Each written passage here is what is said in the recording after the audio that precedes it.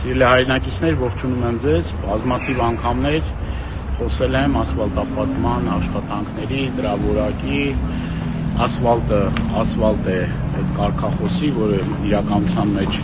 պարզվեց, որ խաբկանք է, ասֆալտ չէ, եւ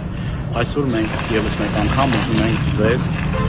ցույց տալ, թե ինչ խայտառակ վիճակում է գտնվում Երևան քաղաքի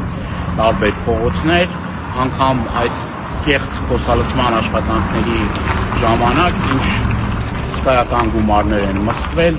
անգամ այդ ժամանակավոր փոսալցման պարագայում որևէ մի բիտումի հետք նշույլ անգամ չկա, ամբողջությամբ այս ավազա ճանապարհը այս կերպ շրջանցել է։ Ինչ հասա, եթե ոչ կոռուպցիա եւ փողերի վատնում։ Սա արդեն երևի 10-րդ անգամն է, որ փողեր են դուրս գրում ասֆալտապատման շրջանակներում, միլիարդավոր դրամներ են դուրս գրում, միլիարդավոր դրամներ են մսխվում։